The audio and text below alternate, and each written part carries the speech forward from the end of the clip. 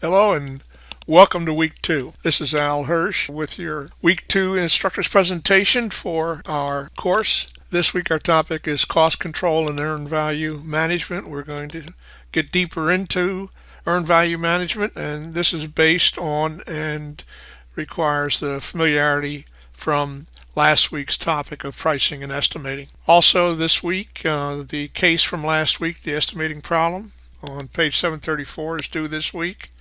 And there's a case assigned this week, the bathtub period, which starts on page 838. And then, of course, working with Kirchner, chapter 15. This week, take a look at paragraphs 15.0 through 15.10. The topics that we've been covering last week and this week actually are setting the stage for getting into earned value management. The estimating and pricing information from last week, and also requirements that we'll talk about this week, and the scope and statement of work are all required to be above average or very complete and very precise in order for the methodology and technique of using earned value measurement to really be of value and be credible, and to trust the results in the analysis that comes from earned value.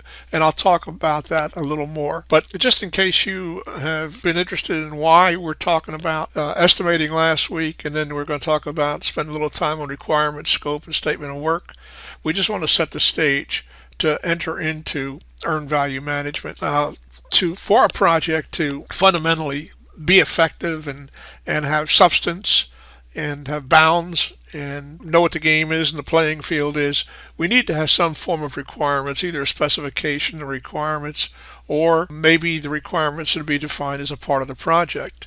And then we talk about the scope of the project. In other words, what is the work that's going to be in scope, the kind of work that we need to do as a part of the project, and what work is not in scope, that work which is beyond the boundaries of the project. We have to make sure that if we do any of that work, that we follow a good change process and have good change management and good discipline, so that we can bring that into the project baseline, the project plan, in such a way that we don't compromise or destroy the integrity of our project plan that we currently have in place. And then the statement of work, we'll talk about the statement of work briefly. We want to have a form of a statement of work which fundamentally describes what is to be done, how we're going to do it, who's going to do it, and maybe any time, milestones, or any constraints on schedule or cost or anything of that nature. Referring to Lewis here, defining the project requirements, major function, absolutely. Define project requirements can really mess a project up, absolutely.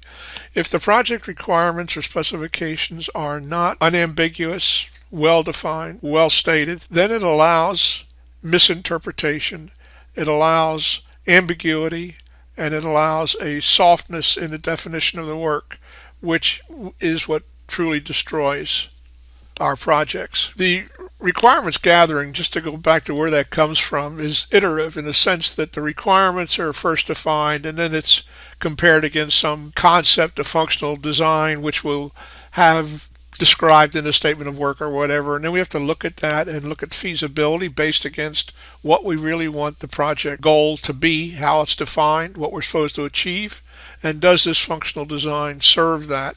Is it feasible? Can we do it? Does it rewrite the laws of physics and there's no way we're going to do it, no matter how much money or time we have? Or is it something that can be done and it does achieve and get us to the goal?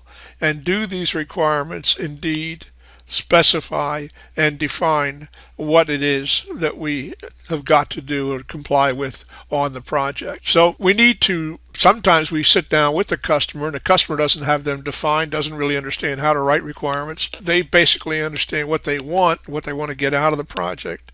And so often we have to have a subject matter expert that sits down with the customer or interviews them. And in our discussion, and the project managers involved, we really need to understand what the customer wants, and we have to be able to document that in specific requirements and specify those requirements, because those are what we're going to use to measure our compliance to them, achieve the delivery of the project.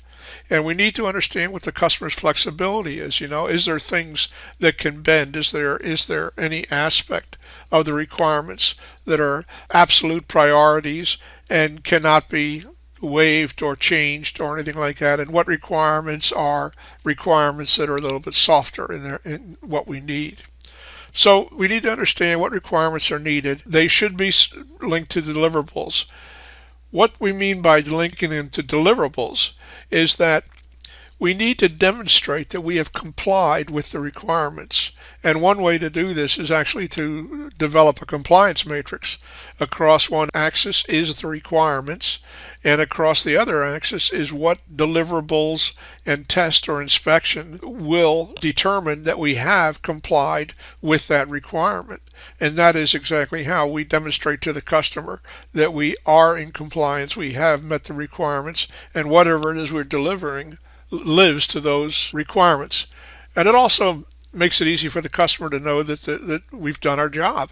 They don't have to be a technical expert in every field or whatever field these requirements are in. They just need to know that they understand how the requirements tie to the test or inspection event. Have we demonstrated? Will that test or that inspection demonstrate that the requirement has been met? And if there's agreement there, then once we get through that test or inspection, we can demonstrate compliance. And quite often these stakeholders, many of the people that are outside the project, don't understand how we get to where we need to go. And one of the things that we can do in our project charter is define that and help them to understand what it is that they want, what it is we're going to do, how we are going to meet their need, what is the solution that will deliver their goal, will deliver the project to them, which will meet their need and provide them with what it is they're looking for. Often we changing requirements as we get into the project, everybody gets smarter, everybody has a better understanding, and often the customers will realize that what they want is something a little different, or they want it a little different anyway. Maybe it'll go 0 to 60, but they want it to go 0 to 90. And so they say, now I want to change the requirements, and I want it to go 0 to 90. Well, that is outside the scope. And so to be able to change the project's requirements and have the project responsible to deliver to the 0 to 90 versus the 0 to 60, we need to follow a change management process, which is outside of our discussion here. But fundamentally, we need a disciplined change management process that helps us evaluate the change in requirements in cost and schedule, and helps us to create the additions, the changes to the schedule, to the cost budget, and to the performance, and to all the elements of the project which are affected by this change. And then once everyone understands that, customer and the project team, then if it's approved and funded and the schedule allowances are provided with the project budget, then we will deliver that. So that's primarily the way we keep the integrity of the requirements and the integrity of the statement of work and the scope. Quite often, many stakeholders don't get involved in the complexity or the technology that is needed to provide or perform on a project. So they have a tendency not to see the importance of what it is we're trying to deliver. So we have to be careful and make sure we communicate that to them, make sure they understand what the ramifications, what the impact is of what they're requesting or what they would like to have. And so our requirements, the attributes of the requirements are pretty straightforward. What we're looking for is completeness, validity. We want to be able to measure it, test it. We want it to be reliable. We don't want it to fall apart. As it's going from 0 to 90, we don't want the wheels falling off. Are there any safety specifications that need to be considered for whatever it is we're delivering? And do we meet the performance? Stability, will it actually go 0 to 90 2 times in a row? We talk about precedent, any feasibility of the design, feasibility, whatever it is we're providing to them, whether it's hardware, whether it's software, whether it's a system services, database, customer information center, whatever it might be. We want to make sure that we have that. So our key to success for the requirements definition is that after we have examined the business need or opportunity and we got a clear statement of the objectives, we have to make sure that we can help the customer work through the difference between their wants and their needs. We have to provide them with their needs, but we need to stay away from their wants or try to make sure that we understand the difference between what it is that they need and what it is that they want. Sometimes all the wants cannot be satisfied. We try to stay with the needs, and if a need becomes a want, then that's something we have to consider when that happens. So we need to conduct a complete analysis, comprehensive, and make sure that we got very good, documented, unambiguous results that provide the detail needed so that there's no misunderstanding. And then we also put the requirements under control. We want to make sure that it's traceable. So if we have any changes to the requirements documents, we understand what those changes are, where they came from, and what the difference is between the various versions. When we talk about the needs and wants, I want to spend a moment on that, is that the customer often doesn't understand what is really a need and what is really a want. And so it's the project manager's job to bring the right people in and work with the customer to make sure that the needs are defined as a requirement for the project, and that we make sure that we have gone through the customer's wants and desires and fleshed out and brought out, distilled the needs out, and make sure that we understand that the need tends to be tied to the problem and a want tends to be tied to the solution. And we need to work through that and make sure that that is very, very clear. The wants may go way beyond what is capable, and we got to negotiate what those are to make sure the customer really understands those and wants those to be delivered. So in our requirements, as I said, that we really need to make sure that they're clearly documented, available to all the team members. Everybody's got to be compliant to the requirements. So the work that's related to a specific requirement has got to be compliant. So the team members got to be aware of what these requirements are. So there's a lot of different options available, how we demonstrate this, how we provide this information, and we need to be diligent and think out of the box sometimes to make sure that we provide that kind of information in a very clear form to our team members, and also that the customer has a copy of that. Okay? The problem of not doing it right, and the danger of it, is we can have a set of gathered requirements, the requirements that we gathered during that initial process with the customer. And then there might be some real requirements customer has. And then also we'll wind up delivering a certain set of requirements. And the issue really is what requirements have actually been satisfied. This would be a horrible project if this happened to be the way it actually turned out.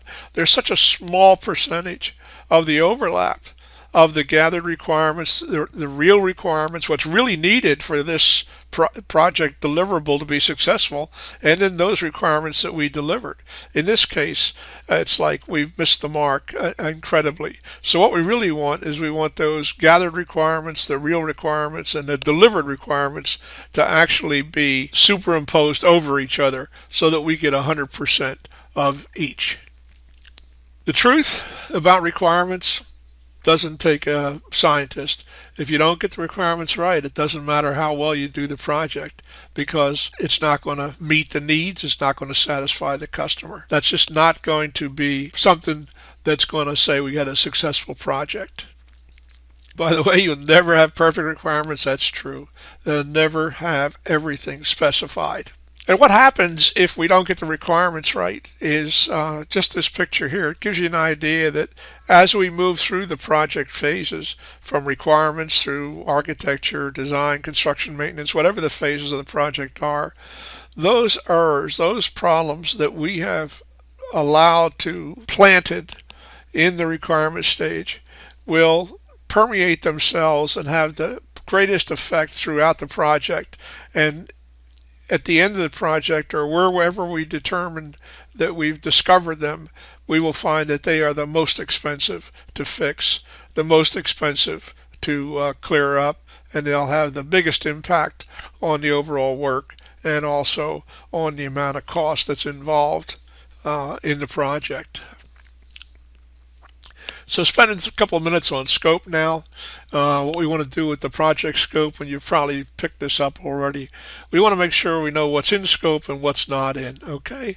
And so having the project scope, it helps us to really define what it is that we need to do and what it is that we need to make sure we don't do. Is the most important element of the project, because what will happen is from the project scope, that is the work that we are intending to do. That is what we are required to do, and our costs and our schedule is going to be based on it. So we need to have a good, clear boundary around the project scope, and so that we handle all the scope within the project, and we make sure that we don't get across the boundary and start working in out of scope. That's where there's two places where scope can really be compromised. One is in scope creep, and the other is in changes, requested changes from the customer or from anybody, where they're not evaluated and assessed diligently and completely. And so when they are approved and are introduced into the project, they compromise the integrity of the project, and the project schedule and cost and statement of work all become very much compromised and very ambiguous, and a lot of problems are created. The one that we think about the most is scope creep, and I'll talk a little more about it in a couple of minutes. Right now, when we're thinking about scope and scoping questions, what's in scope, what's out, we go right to the goal. The goal is what we're trying to achieve for this project. And we don't want to have it become expanded or ambiguous or anything like that, but we need to make sure we keep our focus on the goal. We understand it very clearly. What is the problem or the opportunity that goal is supposed to address? What are the deliverables that we have got to deliver, and which ones are not so obvious that we need to flesh out and determine? They might be interim deliverables. They might be deliverables that have to be developed or delivered back into the project so we can actually deliver the deliverables that are listed and required as that which the customer is looking for. And are there some objectives that we need to accomplish on the road to the goal? And one of the things that is very important is that we really evaluate those objectives and make sure that they can be achieved on the road to the goal, not take the project sideways or off in time somewheres to achieve an objective which really does not directly contribute 100% to achieving the goal. We need objectives that will achieve the goal, that will help us achieve the goal, not objectives that take us away from the goal. All right, we need to take and make sure we have a good sense of the risks, any assumptions that are involved, anything we need. We can refer to any other projects that are similar to this to get some ideas about scoping questions. Going to the scope creep now, where does it come from? Missed requirements. It goes back to requirements that we overlooked, didn't spend enough time, didn't exercise sufficient diligence, didn't define right. The market can change. The perfectionism from the ranks is that the kind of thing that what we do is it really goes down to the last bullet, brilliance from management or a team member. For instance, you may have a developer or a designer working on something, and they feel that the specification or the requirement says it needs to do this, this, and this, but they're a perfectionist or they're very steeped in their work ethic and their professionalism, and so they say, well, that's not really adequate. We really need to do a better job. We really need to provide better functionality. And so what they do is they, in all fairness, they're trying to do a good job, but what they do is they go far beyond that which is required. And that's not in the scope, that's not in the budget, it's not in the schedule, and it creates scope creep, and it creates problems for the project. Okay, so there's a lot of bullets up there that give you a sense of where scope creep really comes from. Just taking off on the description, the little example I just gave you, what is scope creep? And that's people saying, I know what he needs. The customer, I know what the customer needs. He doesn't need this. He needs something else. He needs something better.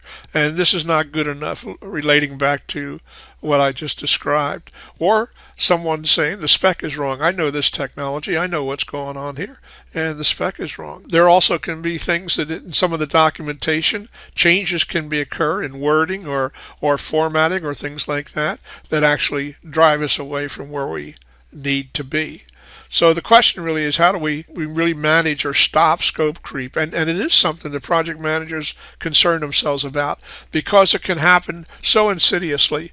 It can happen by somebody just working at their workstation, and they decide, they come across, they look at something, they got a task to do, and they decide that they need to do it better than that. And so it occurs, and there may be a week's worth of work, 2 weeks worth of work into it, in this out of scope condition, before the project manager finds out about it. And the project manager may not find out about it unless they're diligent and doing a good job in making sure they status the project, status the tasks are in work, and make sure they're looking for scope creep.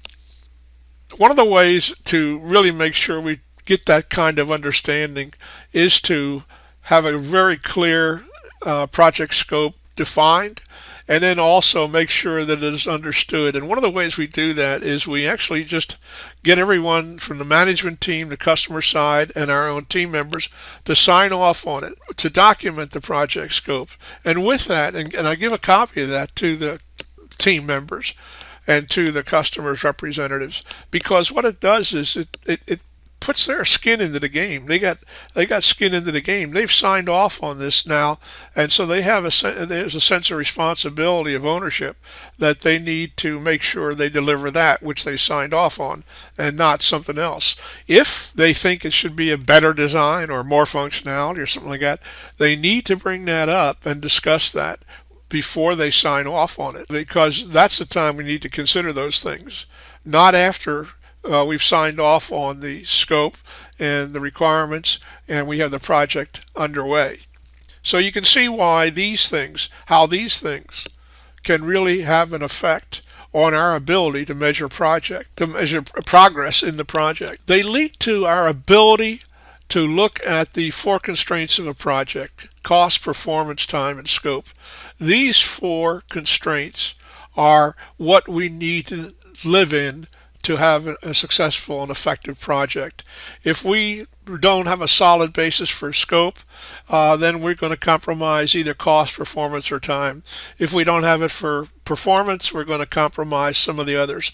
These four have really and truly got to be well defined, and they are the constraints. Once they're signed off on, then they become the golden rule. They become the baseline by which the project needs to be performed. When we're talking about the statement of work, this is really a narrative of the project's work, how we're going to do it, what are we going to supply, and the method in which we're going to supply them. If there's a technology involved, do we really understand that technology? Do we really understand the technical approach? How are we going to accomplish this? If there is a special skill level required or skill capability, are we providing the right resources with the right skill set to handle those? Is the funding adequate? Are our dates good?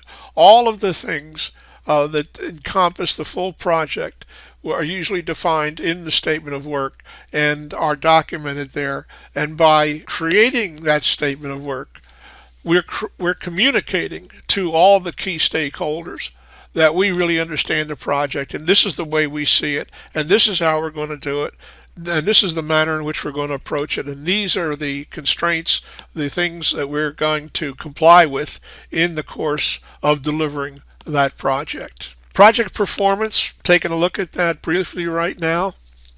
What we want to do is we want to see that we manage the customer's expectations, that we're talking to the customer, that we're making sure the customer understands what's going on. We want to make sure we have a good quality in what we're doing. And actually, I believe in total quality. And what I mean by total quality is simply that each and every one of us does the very best job that we can do, does a complete job in documenting what we're doing, in communicating, in the delivery, in our analysis, and all the things that we do, all the tasks that we work on, all the services we individually provide. We want to make sure that they are the best that we can do, and that they're not haphazard or whatever to get the job done, or through the day, or through whatever the situation might be.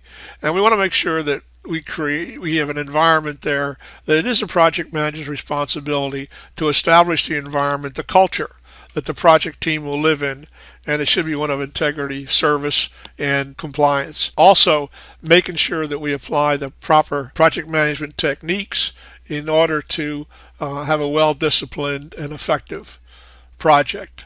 So one of the things now is we're moving from the basis of our scope, of requirements, of our statement of work, and our estimating, and we're moving into earned value now. And so we want to set the stage for that.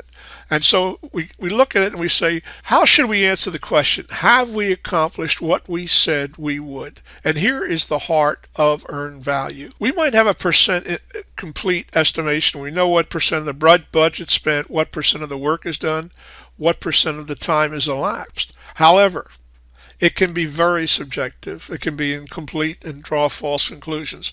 I had a design engineer one time. I worked with him on every Friday. I usually have a status meeting where I do an update on the project, and I interview the individuals that are responsible for various tasks, and I ask them for their status. He was working on a 2-week task. At the end of the first week, I went and I saw, and I asked him, how far along is he? What's the percent complete? He said about 75%. I said, wonderful. That's great. You're only 1 week into a 2-week task, and you're already 3/4 of the way through. That's really, really great. The next week, I went to talk to him, and he was supposed to be done the task. Second week, it should be over. And I stopped and I asked him, okay, what percent complete are you? And he said 75%. And I said, whoa, didn't you tell me 75% last week? You mean nothing got accomplished this week? Oh, no. I got a lot accomplished. As a matter of fact, I found out some problems that I had, some things that I uncovered, and I had to go back and redo an awful lot. So right now, I'm just caught up with where I was last week. Well, okay, I can understand that. That can happen. I really appreciate that. Thank you for your honesty. And then I came back the third week. I got 75% complete. And then I knew we had a problem because we were not showing progress. We were not able to measure progress objectively. We were doing it subjectively. We were doing it qualitatively. And that is the kind of problem that gets projects into a lot of trouble. And that's why earned value was defined, and that's why we want to use earned value, and we want to make sure that we understand it very, very well. Take a look at this. Here's an informal earned value analysis. We say 30% of the time has been used, 30% of the dollars is spent. So if 30% of the work is done, I must be okay. Okay, what we're really doing is we're just comparing budget versus actual. And however, how do we know that 30% of the work is done? And I say no. I'm not saying guess. I'm not saying, well, if we spent 30% of the time, we spent 30% of the money, we must have 30% of the work done. Doesn't work that way. That is where we have a soft foundation. We have quicksand that we can get into a lot of trouble, and we need to really get away from that. And that's why we want to understand earned value, and that's why we want to do it and work with it. And a lot of the common causes of overruns in either cost or schedule are the poor planning, tracking, control systems. Control systems are what we're talking about right now. When the project's running, how do we take measurements? How do we know that we have objective, quantitative information that really helps us understand the situation and the status of the project? Cost is quantitative, so that's okay. And actually, time going by is quantitative, and schedule going by is quantitative. But how much progress do we make? How much productivity is there? That's where the problem really is on measuring. And we need that data. We need that data very well so that we can put that with the cost, put that with the schedule, and then come up with the variances that we can really see. A project you can't have control. That's right. If we're taking measurements and they're soft, in other words, they're not precise, we can't have good control. We can't have good understanding of where we are. So we've got to find ways to estimate progress. And when we're talking about knowledge work, we're talking about that kind of work that really goes on in the brain. When you're doing synthesis, when you're doing creative work, like you're doing a design of a system, or you're doing software design, coding, if you're doing database development, you need to have a way to really estimate progress and do it in a way that it is not subjective and it's not emotional. And we use milestones. We can use milestones, deliverables, steps, reviews. In other words, if we had a design document that had to be a deliverable out of a task, we might say that once the outline of the document is done, we might take 15%, 10% completion. And once first draft is done, we might say 25%. And then we go into reviews.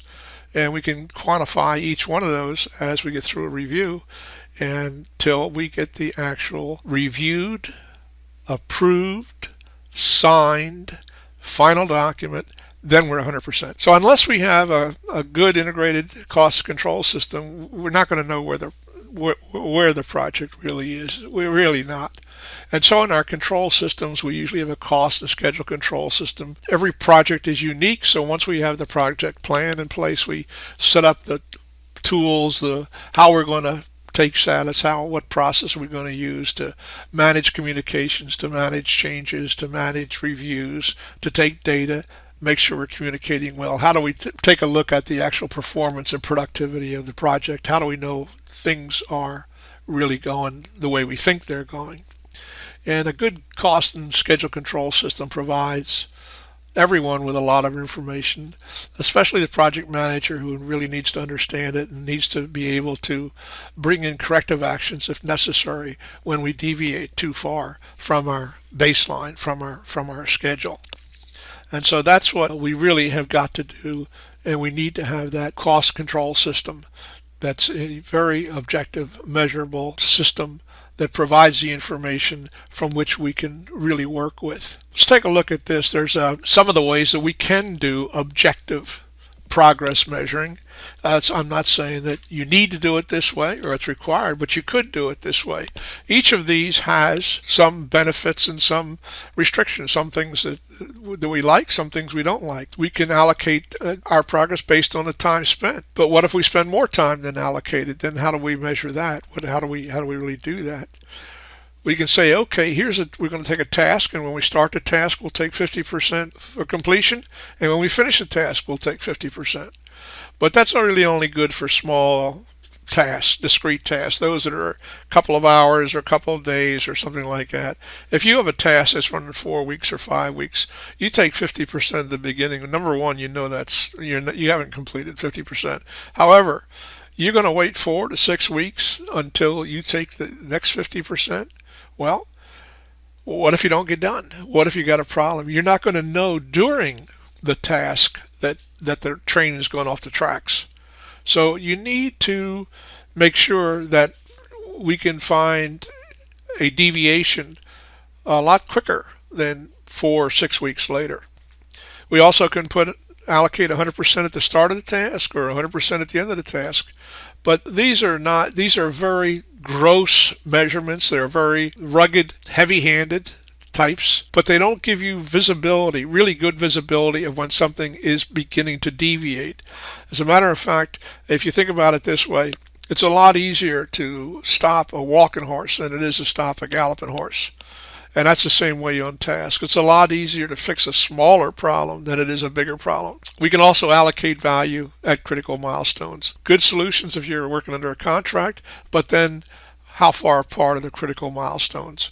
I really like to have several milestones each month so that I can get a very good sense. And I have used milestones anyway, even if we're using earned value and using some other technique just to in measuring task performance. Critical milestones, I feel, is really adequate and very informative, but they're usually most beneficial when they are used to represent critical achievement, and it's represented to the customer or to management, those individuals that are outside the project. However, people on the project team take a lot of satisfaction when a critical milestone is met, and that really is important, but it's not satisfactory to a project manager that's trying to make sure the project stays on track. So let's talk about variances, the difference between what we plan to do and what we've actually done. Okay? When we track variances, we may find out that the got poor performance to a plan, or the plan is faulty. Maybe we find out that our earned value measurement technique was not appropriate. In other words, that quantitative, objective measurement that we wanted to take, maybe it's not measuring the right thing. Likewise, quite often in projects, there's confusion, or there's some, don't want to say what's behind it, but sometimes labor charges are on the wrong accounts, wrong job numbers, so they get credited to the wrong task. It could mean that somehow the scope was changed without following the prescribed processes for the project. Okay? So it may mean those kind of things if you have a variance issue where your cost or your schedule that you've actually achieved is deviated significantly from what your plan says, your baseline, what you're measuring it to, which is your project plan. But what it does say is when you do have a variance, when you have a variance that concerns you, and that's like more than maybe 5%, 10%, depending on what it is, you set up some criteria for when a variance deviates too much. In other words, it gets too big so that the measured and the planned are too far apart, or too far apart from where you want to manage the project. It means, what it does mean is something needs attention. It means there's something that needs you to get in there to find out what's going on. In other words, you don't want to deal with the symptoms. You need to go beyond the symptoms and find out what the root cause is. And it may be all right, but you don't know that just by looking at the variance. All right? So you want to use good techniques, good analysis, and then you need to make sure that there's good communications there. And you do want to have the right culture. You want people enjoying their work. You want them wanting to be a part of the team. You want them to bought into what the project is trying to achieve. You want them to have skin in the game, taking ownership, because those are the people on the teams are the ones that are doing the work, and they're the ones that are going to bring the ball across the line and bring you into a victory. Okay? But even if you do all that, okay, your work is not done yet. And the reason is just determining something is wrong. And I've met project managers, I've seen it, and it actually frustrated me. I've met project managers that think it's their responsibility to manage the project and to make sure that they tell the customers and management when something is going wrong. They don't realize that their work isn't over until corrective action is taken. And not only is corrective action taken, but the corrective action has accomplished what it was meant to do. Okay? So your work's not complete yet in corrective action. What the project manager has to do is create a get well plan, which really means that variance has got to be brought back under control. And it means that you have to have a full recovery.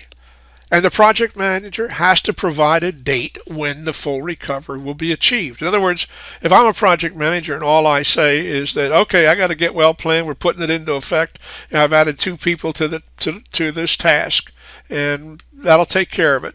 Well, when will it be taken care of? How well will it be taken care of? Doesn't the addition of 2 people increase the cost? As a project manager, when I accept a project and I make a commitment that I will deliver the project on cost, on schedule, meeting the performance and quality requirements. There are no caveats, no excuses. I say I will deliver the project to cost, budget, and schedule and the performance. So what that means is when I have a variance or a deviation in the middle of the project or sometime during the project, and I put in place a get well plan, what full recovery means to me is I've got to bring that project back on its budget, back onto its schedule, and back up to the performance level that's required. If I don't do that, I have not done my job. That concludes our discussion for today. I hope you got something out of it. And next week we'll go into our second part of cost control and earned value, and we'll start getting into some graphics and some numbers and some definitions of really where we are in earned value. We're now at a stage, we've set the stage to do that. And I look forward to your work this week. I look forward to getting those cases, and I look forward to our association throughout this course. You have a great day.